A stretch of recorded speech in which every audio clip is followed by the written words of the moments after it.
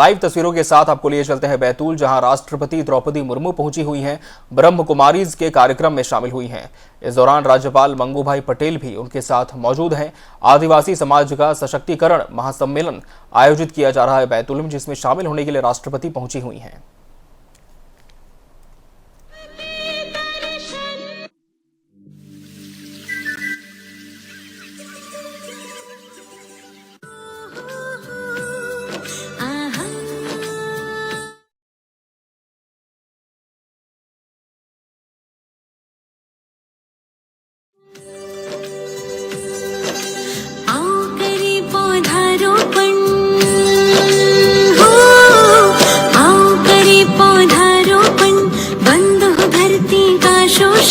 वृक्ष हमारे जीवन है, यही जगत के आभूषण, यही जगत के आभूषण।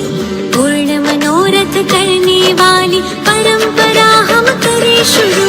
कल्पतरू कल्पतरू कल्पतरू कल्पतरू कल्पतरू कल्पतरू कल्पतरू कल्पतरू।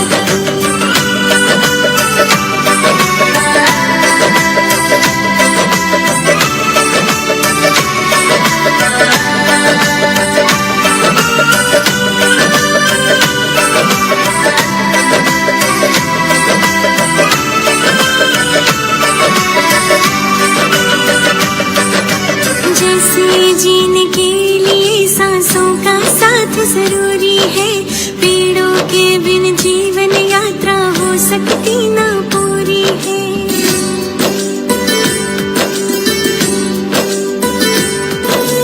एक एक हम वृक्ष लगाए, लाखों वृक्ष लग जाएंगे, हरी भरी होगी धरती, स्वर्गिक सुख सब। झूम झूम हर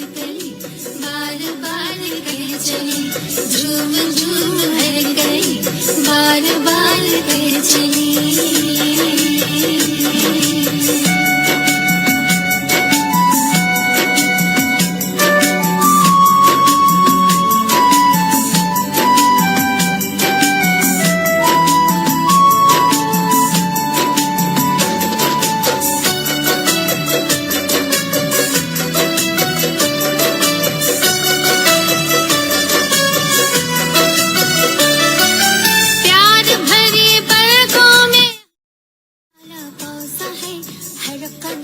साथ का दिया हमें भरोसा है,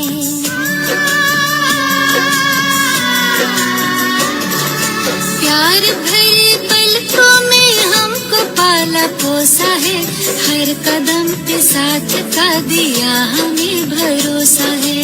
खुशनुमा है जिंदगी, राह जैसे मखमली, आप जो पधारे तो महक उठी गली गली।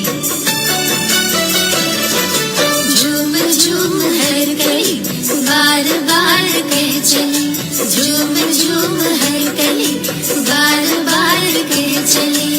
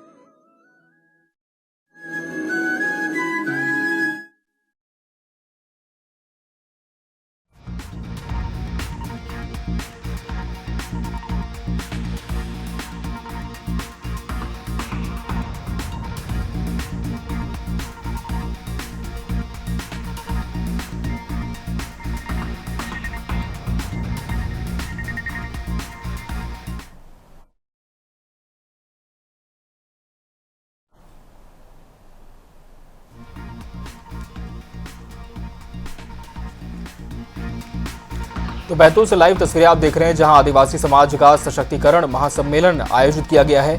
राष्ट्रपति द्रौपदी मुर्मू इस महोत्सव में शामिल होने के लिए पहुंची हुई हैं। ब्रह्म कुमारी के कार्यक्रम में राष्ट्रपति शिरकत कर रही हैं। बता दें, राज्यपाल मंगूभाई पटेल भी इस विशेष कार्यक्रम में शामिल होने के लिए मौजूद हैं। आदिवासी समाज का सशक्तिकरण महासम्मेलन बैतूल में आयोजित किया गया है। ब्रह्म कुमारी की तरफ से इस आयोजन को किया जा रहा है। राष्ट्रपति द्रौपदी मुर्मू इस आयोजन में शामिल होने पहुंची हुई हैं और जो प्रदर्शनी लगाई गई है उसका निरीक्षण कर रही है राष्ट्रपति। राज्यपाल मंगूभाई पटेल भी इस दौरान उनके साथ मौजूद हैं। आदिवासी संस्कृति, कला, प्रतिलिपियों से रूबरू हो रही है राष्ट्रपति द्रौपदी मुर्मू। ब्रह्म कुमारी की ओर से इस विशेष कार्यक्रम को आयोजित किया गया है। राज्यपाल मंगूभाई पटेल भी इस कार्यक्रम में शामिल हैं। आदिवासी समाज का किस तरह से सशक्तिकरण हो, उत्थान हो, ये इस कार्यक्रम का मूल ध्येय है। और राष्ट्रपति द्रौपदी मुर्मू जो कि खुद इस समाज से आती हैं, नेतृत्वकर्ता के तौर पर उनकी पहचान इस समाज का प्रतिनिधित्व करती है। विशेष तौर पर उन्हें इस कार्यक्रम में शामिल होने के लिए बैतूल आमंत्रित किया गया है। ब्रह्म कुमारी की तरफ से इस विशेष आयोजन को किया जा रहा है और इस महासम्मेलन की शुरुआत हो चुकी है। राष्ट्रपति द्रौपदी मुर्मू इस महासम्मेलन में शामिल होने के लिए बैतूल पहुंची हुई हैं। प्रदर्शनी का फिलहाल अवलोकन उनके माध्यम से किया जा रहा है। इस दौरान राज्यपाल मंगूभाई पटेल भी उनके साथ मौजूद हैं। तस्वीरें तब की जब राष्ट्रपति द्रौपदी मुर्मू विशेष विमान से बैतूल पहुंची, तब मध्य प्रदेश के मुख्यमंत्री डॉक्टर मोहन यादव और राज्यपाल मंगूभाई पटेल ने पुष्प देकर उनका स्वागत किया, अभिवादन किया, अभिनंदन किया मध्य प्रदेश की इस धरातल पर। और इसके बाद राष्ट्रपति द्रौपदी मुर्मू अपने काफिले के साथ बैतूल के आदिवासी सशक्तिकरण महासम्मेलन में शामिल होने के लिए पहुंची, जहां उनका एक बार फिर से अभिवादन किया गया और इस महासम्मेलन की शुरुआत हो चुकी है। अभिवादन के बाद अवलोकन राष्ट्रपति द्रौपदी मुर्मू विभिन्न प्रदर्शनियों का कर रही हैं, जो कि इस महासम्मेलन में लगाई गई हैं। आदिवासी सशक्तिकरण महासम्मेलन में शामिल होने के लिए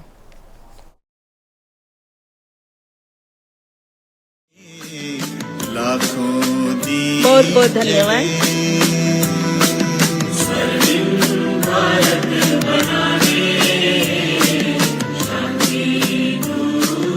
जिस पल का हम सबको बेसब्री से इंतजार था, वो पल आ पहुंचा है। अब मैं निवेदन करना चाहूंगी भारत के माननीय राष्ट्रपति श्रीमती द्रौपदी मुर्मू जी से, वो मुख्य अभिभाषण हम सबके बीच रखेंगे। भारत की माननीय राष्ट्रपति श्रीमती द्रौपदी मुर्मू जी।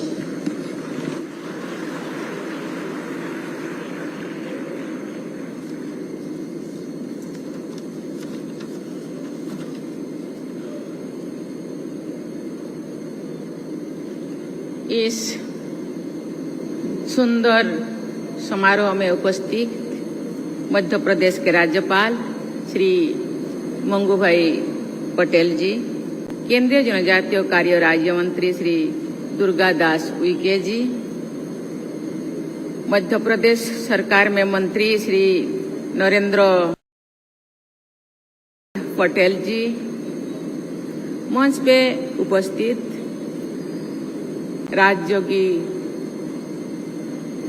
डॉक्टर लथमल जी, राज्यगिनी मंजू जी, राज्यगिनी बीके लीना जी, राज्यगिनी बीके शैला जी, सामने उपस्थित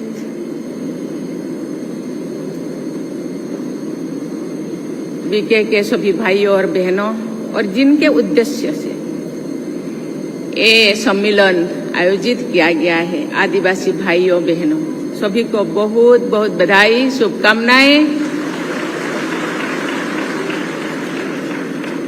नमस्कार। जनजातीय समुदाय के सशक्तिकरण के लक्ष्य पर केंद्रित इस महासम्मेलन में उपस्थित होकर मुझे अत्यंत प्रसन्नता हो रही है। मैं ब्रह्मा कुमारी संस्था को इस महत्वपूर्ण पहल के लिए हार्दिक बधाई देती हूँ। आपके संस्थान ने जो पहल की है, उसका इस क्षेत्र के लिए ही नहीं, हमारे पूरा देश और संपूर्ण समाज के लिए विशेष महत्व है। मुझे पूरा विश्वास है कि इस महासम्मेलन में भविष्य के लिए ऐसे समग्र कार्य योजना बनेगी जो देश के जनजातीय समाज को राष्ट्रीय प्रगति के प्रमुख भागीदार के रूप में सशक्त करने में सहायक होगी। स्वामी विवेकानंद, महर्षि अरविंदो सहित अनेक आधुनिक भारतीय ऋषियों, समाज सुधारकों ने कहा है कि भारत समूची विश्व को मानवीय और प्रकृति पोषक सर्वांगीण विकास की राह दिखा सकते। ब्रह्मा कुमारी संस्थान के प्रयास उपयोगी और प्रेरक रहा है। संस्थान में मातृशक्ति का केंद्र में रखकर अपने कार्यक्रमों और योजनाओं को आगे बढ़ाया है। इस कारण संस्था के विभिन्न संकल्पों में एक समग्र आंतरिक सूचिता है। ये सूचिता कार्य जगत में मानवीय गरिमा और प्रकृति के प्रति संवेदनशीलता के रूप में हमेशा विद्यमान रहती है। उपभोग की संस्कृति और संस्कृति पर आधारित आज की तेज भागती दुनिया में समाज के हर वर्ग की आध्यात्मिक सूचिता बहुत महत्वपूर्ण हो जाती है। इसी के बल पर दीर्घकालीन रूप से समतापरक आचरण पद्धति और प्राकृतिक संपदाओं के प्रति संवेदनशीलता जीवन शैली विकसित की जा रही है। आज के तनाव और युद्धों से त्रस्त विश्व में इसकी आवश्यकता अतीत के किसी भी कालखंड की तुलना में और अधिक हो गई है। इसीलिए इस सम्मेलन तथा ऐसे प्रयासों का महत्व और भी बढ़ जाती है। जनजातीय समुदाय की जीवन शैली सहज रूप से ही अध्यात्मों की मूलभूत प्रेरणाओं के निकट होती है। हम जनजाति को आदिवासी कहते हैं, कोई उनको वनवासी कहते हैं। ये आदिवासी है, आदिम और आदिवासी जो सृष्टि के आरंभ से ही ये धरा पे और रहते हैं और उनके जीवन शैली ये केवल कोई वो आध्यात्मिकता से भरा हुआ है और सुख शांति आनंद प्रेम में जीना जानते हैं, हिंसा से दूर रहते हैं। हम जानते हैं ये आदिम काल में जैसे थे आज भी ऐसे ही है। जैसे कि गीली मिट्टी उसको जैसे बनाओ ऐसे बनते हैं। वो प्रकृति के पूजा करते हैं, लेकिन केवल प्रकृति नहीं, पंचतत्व को पूजा करते हैं। ये धरती, ये आकाश, वायु, जल, सूर्य, चंद्र, इसको पूजा करते हैं। कोई कंस्ट्रक्शन बनाने के, कोई मंदिर, कोई पूजाशाला बनाते नहीं। वो कहते हैं कि ये धरती, आप सोचिए, हम सब सोचेंगे ये धरती नहीं होता तो हम रहते, ये वायु नहीं होता तो हम सांसें लेते, ये जल नहीं होता तो हम क्या शरीर निर्वाह के लिए जो जल चाहिए वो कभी नहीं होता। और धरती को क्षति पहुंचाते नहीं, जल को भी दूषित नहीं करते। तालाबों में नहाते, नदियों में नहाते, नदी में कोई कूड़ा फेंकता नहीं, तालाबों को कोई अपरिष्कार नहीं करते। धरती को जरूरत के मुताबिक कभी चोट पहुंचाते तो उसके पहले उसको नमन करते हैं। पेड़ पौधा पूजा करते हैं, वो सही है। आज तो गैस आ गया है, लेकिन एक दिन था पेड़ से ही हम खाना बनाते थे, लेकिन सूखे पेड़ को चुनते हैं। किसी भी कारण कोई पेड़ को चोट पहुंचाते के लिए मजबूर हो जाते हैं तो उसके पहले उनको नमन करते हैं। सूर्य को पूजा करते हैं। आप सोचिए सूर्य नहीं होता तो क्या होता, पेड़ पौधा नहीं होता तो ये जितने हवा परमपिता परमात्मा ने धरती पे दिए हैं वो खत्म हो जाता। आज पेड़ पौधा है इसीलिए वो रोटेट होता है। आज समुद्र नदी है, इसीलिए बारिश हो रहा है, लेकिन हम क्या कर रहे हैं? इसलिए इसी दृष्टि से ये आध्यात्मिकता से आदिवासी समाज भरपूर है। फुट फुट का उनके मन में आध्यात्मिकता भरी हुई है। पेड़ पौधा में वो रहते हैं, क्योंकि कभी कभी किसी आदिवासी उनको उनके वंशज, पेड़ पौधों के वंशज कहते हैं। इसीलिए लेकिन अभी का रहन सहन जिंदगी के साथ वो थोड़ा दूर है। उनको उसी के साथ शामिल, आधुनिकता के साथ शामिल करने के लिए हमको प्रयास करना चाहिए, क्योंकि हम इंक्लूसिविटी में या समता में हम विश्वास करते हैं। 2047 विकसित भारत बनाने के लिए हम सोचे हैं, क्योंकि 100 साल स्वाधीनता के 100 साल पूर्ति हो जाएगा 2047 में। प्रधानमंत्री, पूर्वतन प्रधानमंत्री अटल बिहारी वाजपेयी कहते थे, ये देश एक जमीन का टुकड़ा नहीं है, जीता जागता राष्ट्र पुरुष है। राष्ट्र पुरुष का प्रत्येक अंग हिमालय से लेकर के कन्याकुमारी तक अक्षत होना चाहिए, क्षति नहीं होना चाहिए। ऐसे ही ये भारत में रहने वाले जनता, कोई भी समाज पीछे ना रह जाए, तो ना हम विकसित भारत कहेंगे, सामग्रिक विकास कहेंगे। और आध्यात्मिकता से भरपूर है, मैं तो बार बार कहती हूँ, लेकिन कुछ चीजें मैं गीली मिट्टी भी उनके साथ भी तुलना की, कुछ चीजें कुछ लोग उसका सुजोग लेकर के डाइवर्ट करने के लिए प्रयास किए हैं, उनको पता नहीं चलता। इसीलिए ये जो समाज को आगे बढ़ाने के लिए ब्रह्मा कुमारी संस्थान उनके जीवन शैली में थोड़ा सा जान डालने के लिए, दृष्टिकोण बदलने के लिए जो प्रयास कर रहे हैं, इसीलिए संस्था को मैं बहुत बहुत धन्यवाद देना चाहती हूँ। इसके साथ ये राज्य के सरकार को भी मैं धन्यवाद देना चाहती हूँ। उनके लिए विशेष रूप से बहुत सारी योजनाएं बना रहे हैं, पढ़ाई से लेकर से हेल्थ के लेकर से।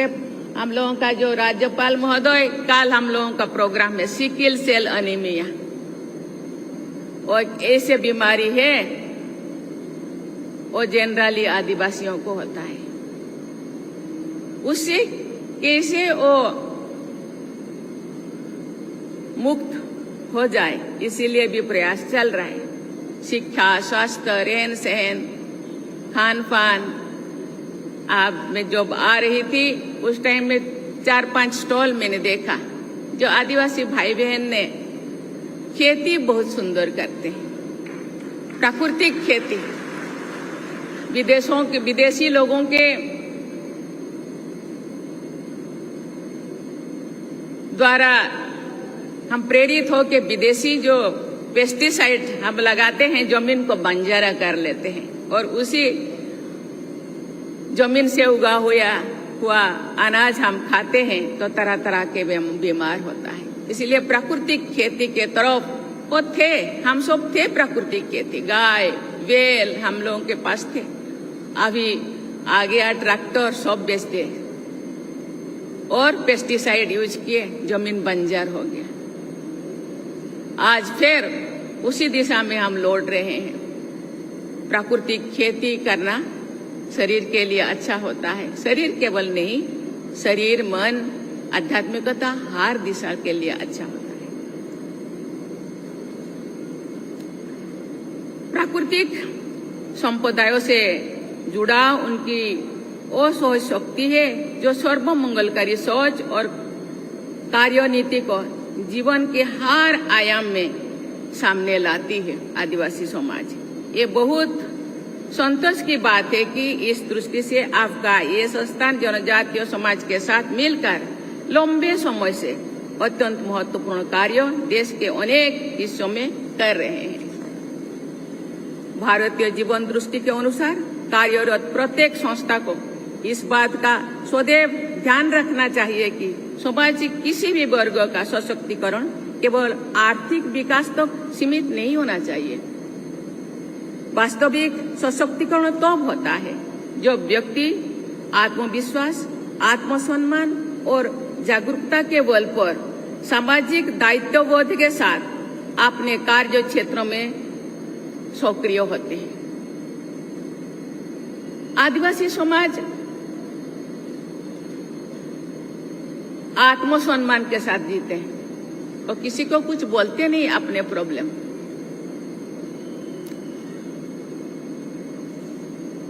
200-300 साल ब्रिटिशों ने देश को जब शासन किए, अभी भी थोड़ा थोड़ा है, उनको इसीलिए दूसरों के साथ बातें करना वो पसंद नहीं करते। कहीं वो ऐसे उनके साथ बात किया जाए जो उनका आत्मसम्मान से ठेस पहुंच जाए, इसीलिए अपने प्रॉब्लम किसी को कहते नहीं है। जो भी स्कीमें चल रहा है देश में या राज्य में, वो मेरे गांव पे या मुझे मेरे एरिया को भी दिया जाए, ये बात भी वो बोलते नहीं। वो कहते हैं जो हो रहा है तो हमारे गांव में भी एक दिन होगा, इंतजार करते हैं। धैर्यता उनके पास बहुत है क्योंकि वो शांति से रहना पसंद करते हैं। आध्यात्मिक जागृति व्यक्ति को उसकी आंतरिक शक्तियों का अनुभव कराती है और साथ ही इसे सकारात्मक सोच को जीवन के उच्च आदर्शों के साथ वो जोड़ते हैं। देवियों और स्वजनों, तेजी से बदलती दुनिया में तो लगातार बढ़ता जा रहा है। इसीलिए आज आवश्यकता के इस बात की है कि जनजातीय युवाओं को आधुनिक शिक्षा, कौशल विकास और डिजिटल सशक्तिकरण से जोड़े, साथ ही उनकी सांस्कृतिक पहचान और आध्यात्मिक विरासत को भी सुरक्षित रखे। विकास और संस्कृति दोनों का संतुलन ही एक सशक्त एवं समृद्ध समाज का आधार है। सार्थक विकास वो है जो हमारी जड़ों और जीवन मूल्यों से पोषित भी ग्रहण करे तथा उन जड़ों को मजबूत भी बनाए। हम जब ऐसे समग्र दृष्टि से काम करेंगे तो भी समाज में समरसता और समता की प्रबल धारा प्रवाहित होगी, तो भी हम समावेशी विकास के नई प्रतिमान स्थापित कर सकेंगे। मुझे बताया गया है कि ब्रह्मा कुमारी संस्थान ने इस क्षेत्र में पिछले अनेक दशकों से अथक परिश्रम कर रहे हैं। संस्थान ने बैतूल एवं आसपास के जनजातीय क्षेत्रों में आध्यात्मिक जागृति, नैतिक मूल्यों के प्रसार, नशा मुक्ति, महिला सशक्तिकरण, युवा विकास तथा सामाजिक उत्थान के लिए निरंतर कार्य कर रहे हैं। संस्था ने जनजातीय भाई बहनों में आध्यात्मिक विकास और सकारात्मक जीवन दृष्टि विकसित करने में महत्वपूर्ण भूमिका निभाई है। ध्यान एवं आध्यात्मिक शिक्षा के माध्यम से अनेक लोगों के जीवन में शांति, संतुलन और नई आशा का संचार हुआ है। मध्य प्रदेश का ये बैतूल जिला अपनी समृद्ध जनजातीय संस्कृति, प्राकृतिक सौंदर्य और आध्यात्मिक विरासत के लिए पूरे देश में जाना जाता है। मुझे बताया गया है कि यहाँ के जनजातीय समुदाय ने अपने विशिष्ट परंपराओं, लोक ज्ञान और सांस्कृतिक मूल्यों को पीढ़ी दर पीढ़ी संरक्षित रखे हैं। बैतूल की जनजातीय संस्कृति में सामूहिकता, सहयोग, सरलता, ईमानदारी और आध्यात्मिकता जैसे उच्च जीवन मूल्य सहज रूप से विद्यमान है। जब आध्यात्मिक और सेवा का संगम होता है तो समाज में स्थायी परिवर्तन आता है। मुझे विश्वास है कि ये महासम्मेलन सेवा और आध्यात्म के इस संगम की ओर लोगों को आकृष्ट करने में एक महत्वपूर्ण भूमिका निभाएगी। आइए हम सब मिलकर 2047 तक एक ऐसे विकसित भारत का निर्माण करें और अधिक से अधिक प्रतिबद्धता के साथ कार्य करें, जहां आध्यात्म, सामाजिक समरसता, पर्यावरण संरक्षण और मानव कल्याण हमारी समावेशी विकास की आधारशिला बने। मैं एक बार फिर इस आयोजन के लिए अपनी हार्दिक बधाई देती हूँ तथा सभी प्रतिभागियों को उनके उज्जवल भविष्य की कामना करती हूँ। धन्यवाद। जय हिंद, जय भारत। आप सभी से निवेदन है कि राष्ट्रगीत एवं राष्ट्रगान के लिए सभी खड़े होंगे। राष्ट्रगीत, राष्ट्रगान।